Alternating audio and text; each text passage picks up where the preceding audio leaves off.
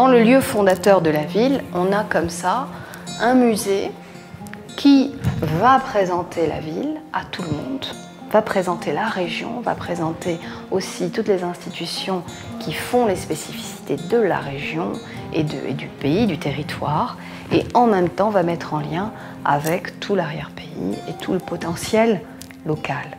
Je pense que ça, c'est extrêmement important.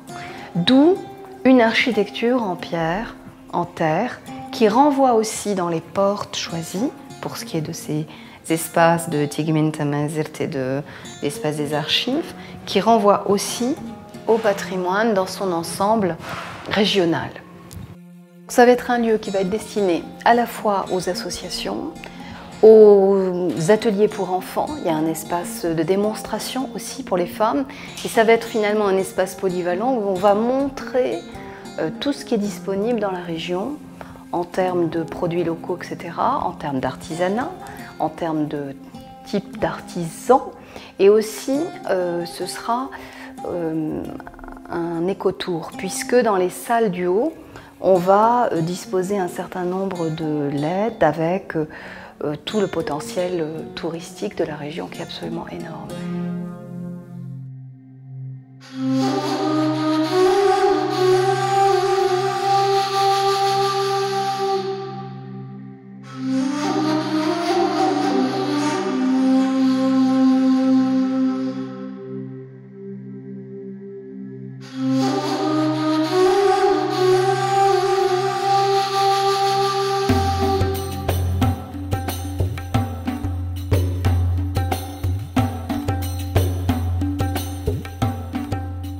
La ville prend son origine ici.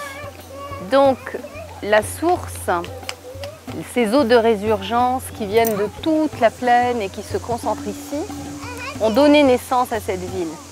Il fallait donc, au moment de sa requalification, à la fois regarder les images d'archives et en même temps lui redonner une nouvelle image, une nouvelle vie et réfléchir aux besoins de la population. Il se trouve qu'on est quand même dans un besoin des plus démunis, ceux qui ne peuvent pas partir loin, et en même temps une requalification d'un quartier qui était délaissé, minoré. Donc, quand on a un peu resserré le bassin pour étendre les jardins, on a rappelé par les khtaras qui sont derrière moi ces fameuses notfia, ces citernes qui existaient en pierre sèche et qui existaient qu'à brevet jadis.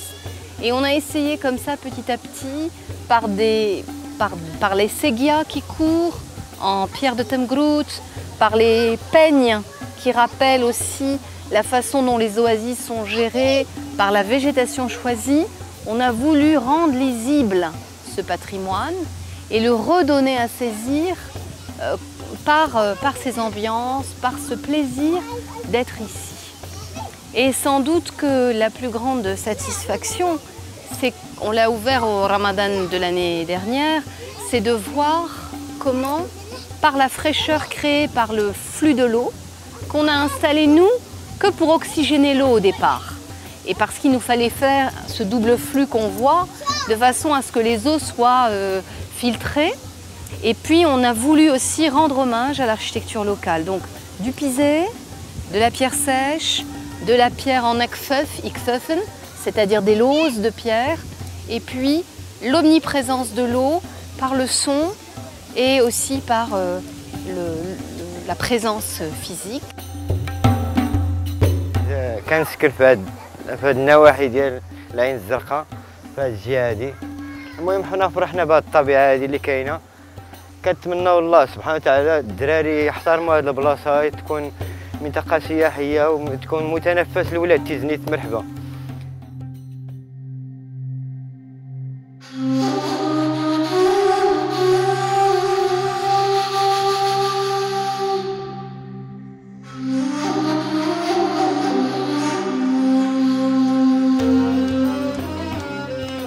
Alors, on est à Ait Ouabli. Ait Ouabli, c'est une cluse qui historiquement a son importance et qui possédait une architecture en pierre quand on montre à l'intérieur vers d'autres villages tout à fait exemplaires, avec des très beaux greniers de pierre, etc.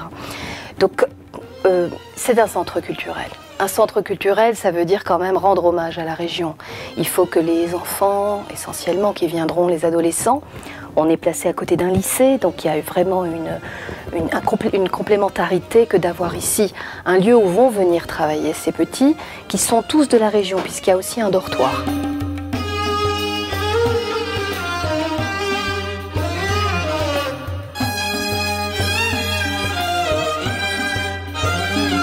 D'un point de vue climatique, ce qui était important pour nous, c'était de mettre en œuvre ces techniques qui ont fait leurs preuves sur la durée et montrer qu'elles sont efficientes avec un certain nombre de dispositifs au-delà de la mise en œuvre. Donc on a un paramètre esthétique et culturel évident et un paramètre climatique dans des régions où il fait quand même 6 mois de l'année très chaud. Normalement, ce chantier a beaucoup de spécificités en réalité. Comme vous le savez maintenant, cette discussion des changements climatiques est au cœur de débat. Donc, comment atténuer les effets de ce phénomène? Comment adapter les constructions? C'est une très large question. On a la chance de travailler là-dessus avec l'architecte Madame Salima Naji. Et nous avons adopté pour ce chantier, une approche d'architecture bioclimatique.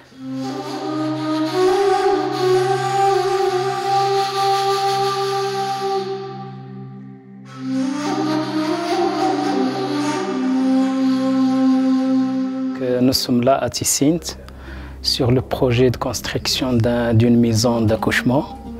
Il est dédié aux femmes rurales pour améliorer les conditions de son accouchement. Le projet est financé complètement par l'INDH. L'accouchement, ça reste l'une des causes de mortalité les plus importantes de certaines régions du royaume.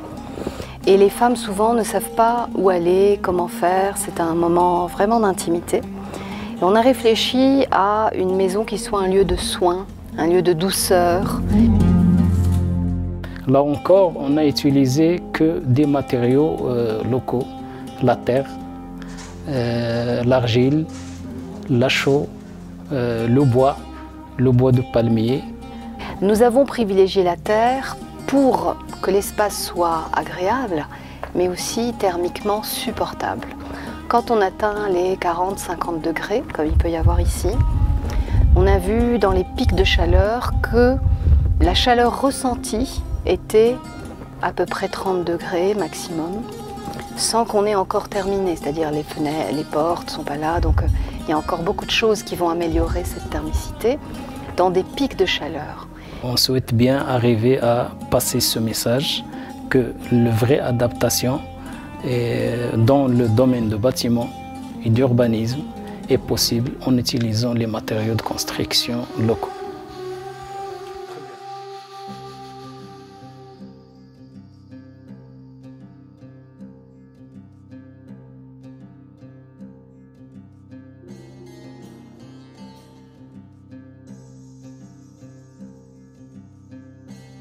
Parmi les projets sur lesquels j'ai assisté, c'est justement la restauration des greniers collectifs qui représentent l'identité de cette région et qui peuvent jouer un rôle dans la promotion du tourisme oisien. On s'est attaché dans un premier temps à consolider tout ce qui est pourtour, tout ce qui est enceinte, tout ce qui est muraille, consolider bien sûr les entrées, les passages, etc.